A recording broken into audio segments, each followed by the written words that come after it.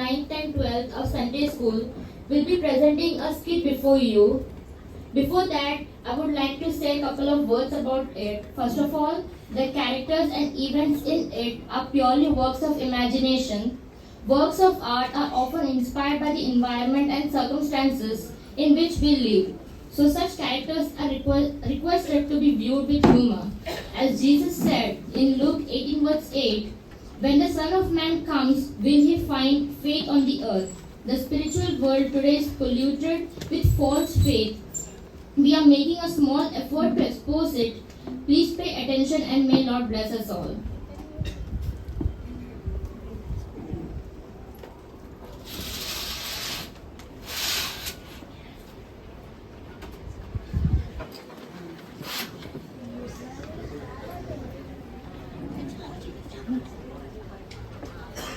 ദൈവമേ, അങ്ങല്ലേ പറഞ്ഞത്, അധ്വാനിക്കുന്നവരും ഭാരം ചുമക്കുന്നവരും എന്റെ അടുക്കൽ വരാൻ.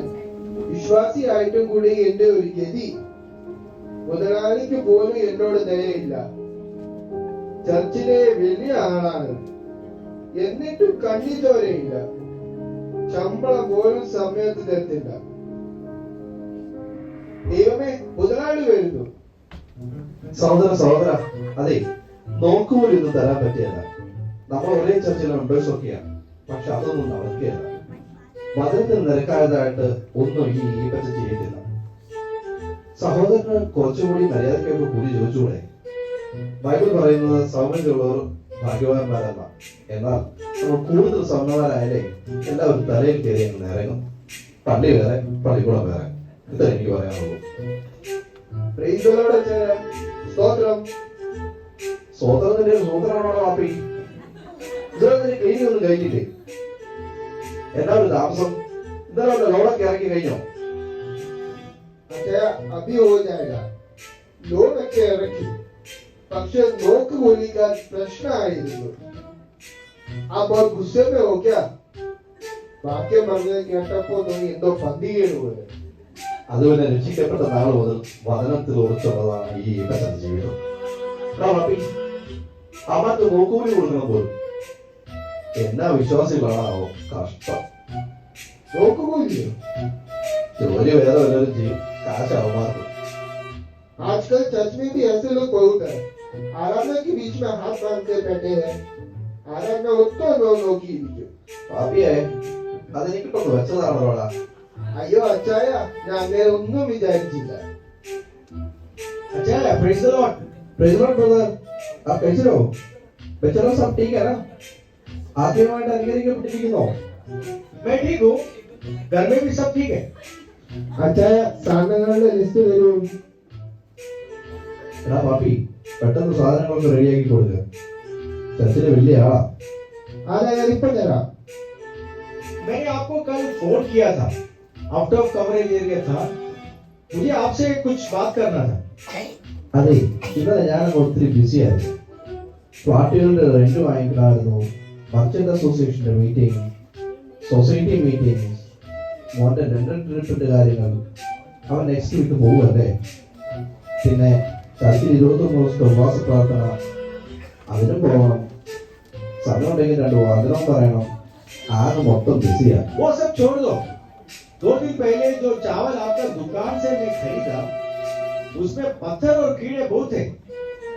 मैंने तो पूरा पैसे आपको दिया था. सही चावल आपको देना चाहिए था. देखो भाई, सामान खरीदने के टाइम पे देख के लेना तुम्हारा काम है. एक बार बीत गया तो हमारी जिम्मेदारी नहीं. अगर कीड़ा बहुत छोटा है तो 2 दिन रुक जा. बड़ा हो जाएगा तभी हाथ से निकाल देना. ऐसे दुकान जलाते हैं भाई, लोगों को लूटते हैं. आप विश्वासी हो क्या? चर्च जाता है, आराधना करता है, हम साथ में रोटी भी तोड़ते हैं. थोड़ा सोचिए भाई. എടാ പാപ്പി, നിന്റെ ഭാഷയിൽ അവരൊന്ന് പറഞ്ഞ് മനസ്സിലാക്ക്. 2 തൂക്കവും 2 അളവും ദൈവത്തിന് വെറുപ്പാകുന്നു. എടാ പാപ്പി, നീ എന്നാ പറഞ്ഞേ? ഒന്നും പറഞ്ഞില്ല.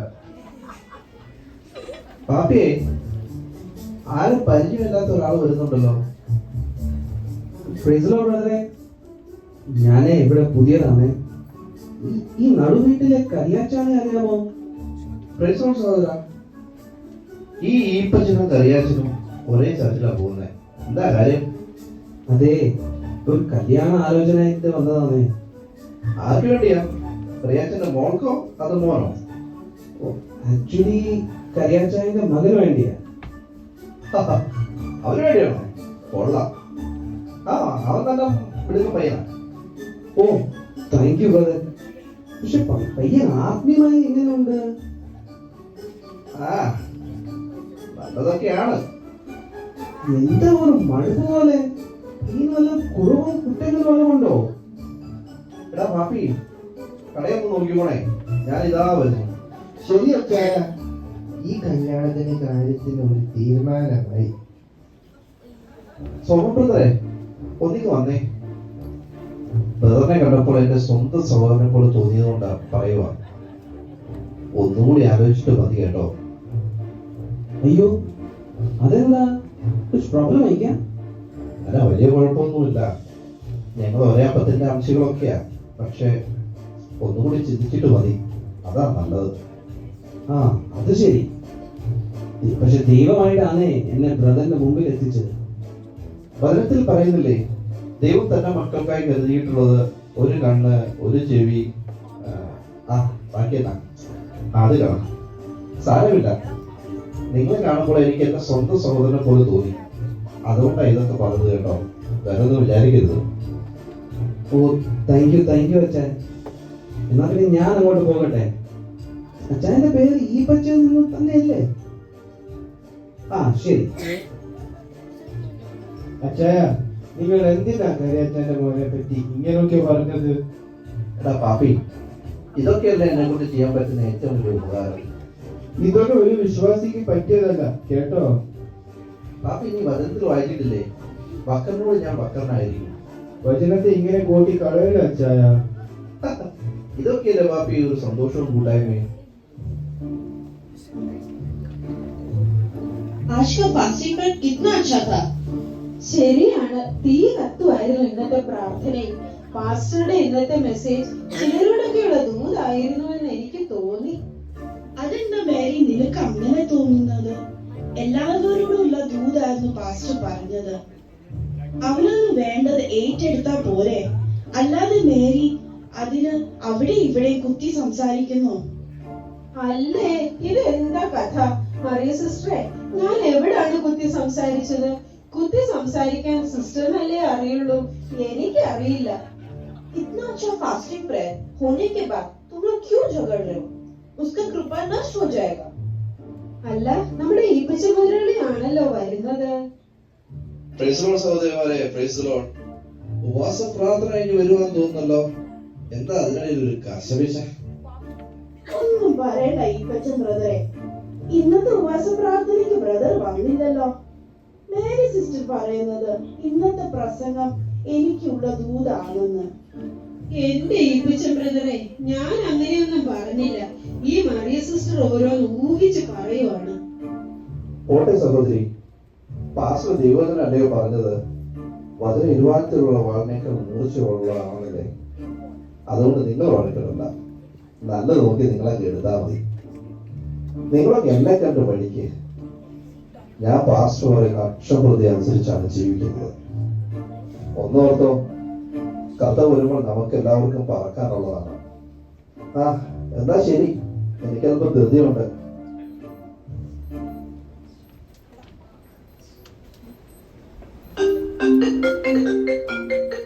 ഹലോ, പ്രൈസ് ലോർഡ് സിസ്റ്റർ, വീട്ടിലെത്തിയോ? പ്രൈസ് ലോർഡ് ബ്രദറെ, വന്ന് കയറിയതേ ഉള്ളൂ. അതെ, പിന്നെ ആ മറിയ സിസ്റ്റർ അന്നയും പോയോ? പോയി. ആ സിസ്റ്ററെ, ഈ മറിയ സിസ്റ്റർ ആളത്ര ശരിയല്ല. എന്റെ ഭാര്യയോട് മേരി സിസ്റ്ററിന്റെ കുറ്റവും കുറവും ഒക്കെ പറഞ്ഞു കൊടുക്കാറുണ്ട്. സഹോദരി ഒന്ന് സൂക്ഷിക്കുന്നത് നല്ലതാ. സഹോദര, എന്റെ ചെവിയിൽ ചിലതൊക്കെ എത്തിയിട്ടുണ്ട്. അവൾക്ക് അസൂയാണ്. എന്റെ കുഞ്ഞിന് ആ പാട്ട് മത്സരത്തിന് സമ്മാനം കിട്ടാഞ്ഞത് പോലും അവൾ കാരണമാണ്. മേരി സഹോദരി അല്ലേ ആ പ്രയർ സെന്റർ കോർഡിനേറ്റർ? അതിന്റെ ഫണ്ട് മുഴുവൻ മേരി സിസ്റ്റർ അടിച്ചു മാറ്റിയെന്നാ മറിയ സഹോദരി പറയുന്നു. എന്റെ ദൈവമേ, ഞാൻ എന്തൊക്കെയായി കേൾക്കുന്നത്. ഈ പച്ചക്കറിന് അറിയാമല്ലോ, ഞാൻ ഒരു നയാ പൈസ എടുക്കാറില്ലെന്ന്. ഈ പറയുന്നവർക്കൊക്കെ ദൈവദോഷം കിട്ടും. മേരി സിസ്റ്റർ നല്ലവണ്ണം എല്ലാം ചെയ്യുമ്പോൾ ഇങ്ങനെ പറഞ്ഞുണ്ടാക്കുന്നത് ശരിയാണോ? പോട്ടെ സിസ്റ്ററെ, വിട്ടുകളാം. സിസ്റ്റർ ആയതുകൊണ്ടാണ് ഞാൻ ഇത് പറഞ്ഞത്. ആ സിസ്റ്റർ, ഞാൻ പറഞ്ഞൊന്നും ആരോടും പറയണ്ട. എന്നാ പിന്നെ ശരി, അങ്ങനെ ആവട്ടെ. എന്താണ് അച്ഛാ ഇത് പറഞ്ഞുണ്ടാക്കുന്നത്?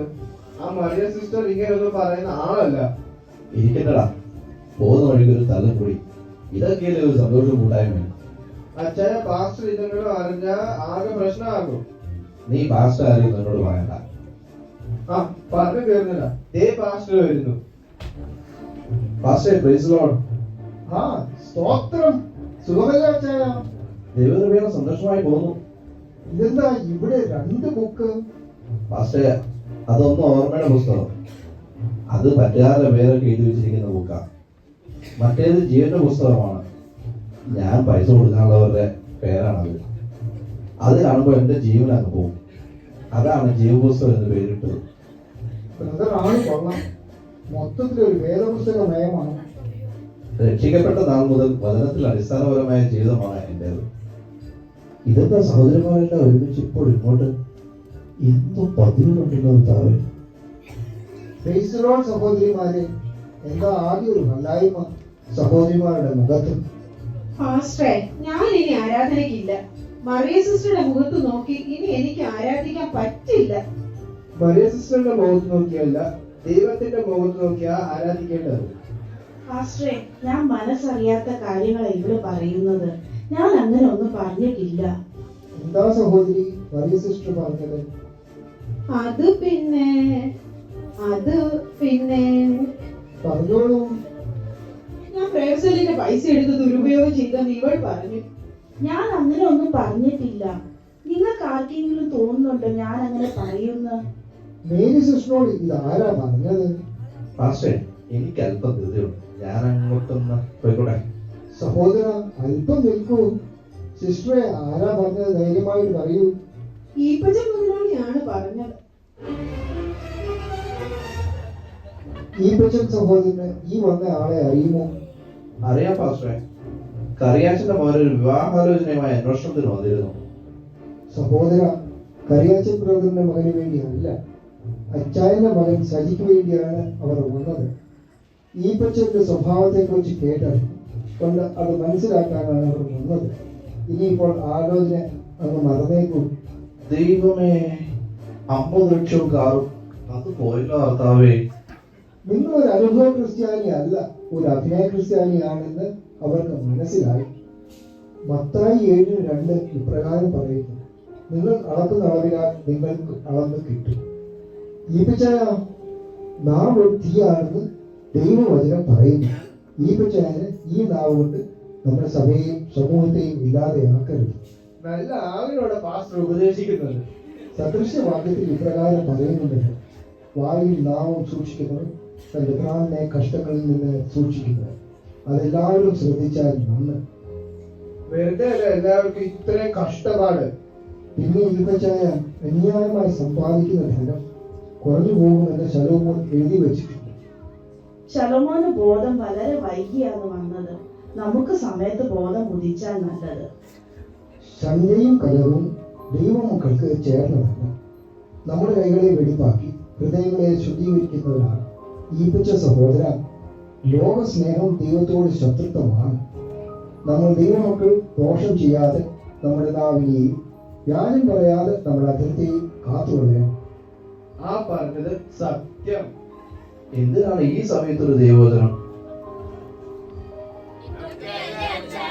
സന്തോഷവും കൂട്ടായ്മയും